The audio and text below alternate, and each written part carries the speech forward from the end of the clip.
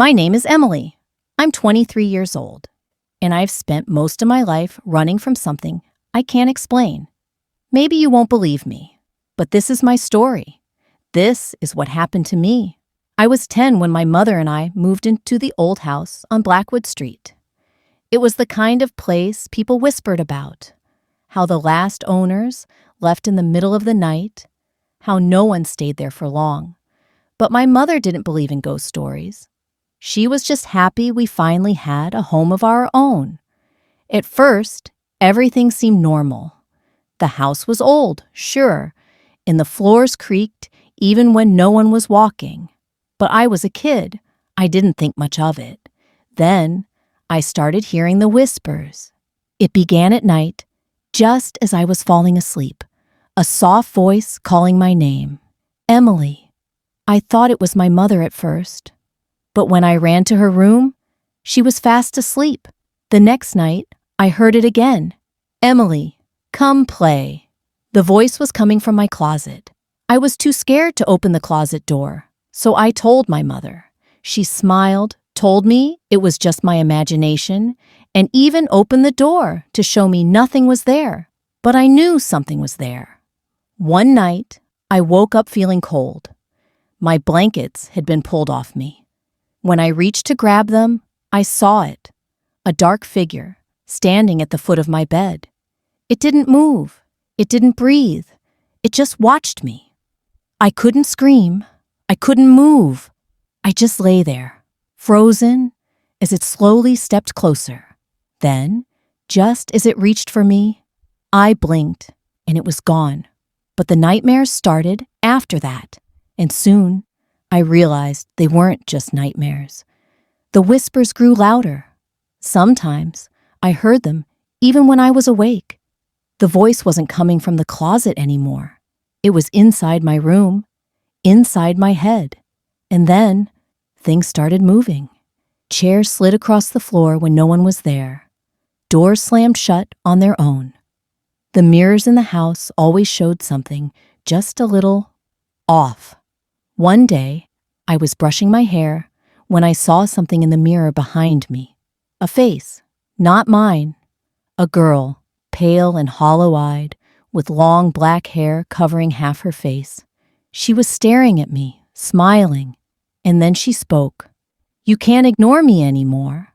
I spun around, but the room was empty. I didn't sleep that night. I told my mother, but she still didn't believe me. She said I was just having bad dreams. I wanted to believe her. I really did. Then one night, the voice said something new. "Come to the basement, Emily." I don't know why I listened. Maybe I was too scared to say no. Maybe I was already under its control. I walked down the old wooden stairs, the air growing colder with each step. My breath came out in white puffs.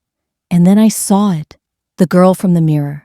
She was standing in the farthest corner, her head tilted at an unnatural angle. Her eyes were completely black, and she was whispering my name over and over. Emily, Emily, Emily, ... I wanted to run, but my legs wouldn't move. Then, she stopped whispering, and she screamed. The basement door slammed shut behind me. The lights flickered. The walls shook, and I knew I wasn't alone in that basement. Something else was down there with me, something worse, and it wanted me.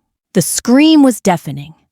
It felt like it was coming from inside my head, rattling my skull, filling my ears with a sound that wasn't human. I tried to run, but something grabbed my ankle. Cold, bony fingers wrapped around me and yanked me backward. I hit the floor hard, knocking the air from my lungs. The basement was pitch black now. The light bulb had shattered. And then I felt them. Hands. Not just one or two. Many. They were grabbing my arms, my legs, my hair, pulling me deeper into the darkness. I kicked and screamed, but they were stronger. Their grip was ice cold, their nails sharp, cutting into my skin. Then I heard her voice. "You let me in, Emily." It was the girl. The thing from the mirror, and she was right next to me. I don't remember how I got out. One moment, I was being pulled into the basement, and the next, I was waking up in my bed, my mother shaking me awake. "Emily, wake up! What were you doing down there?" I blinked at her, my body still shaking. I didn't go down there. It pulled me." She frowned. "Emily, stop. You had a nightmare, that's all." But I knew it wasn't just a nightmare. My arms and legs were covered in scratches. My clothes were covered in dust. And my bedroom mirror was cracked. I tried to ignore it. I tried to pretend everything was okay. But the house wouldn't let me. Every night, I woke up at exactly 3:15 a.m.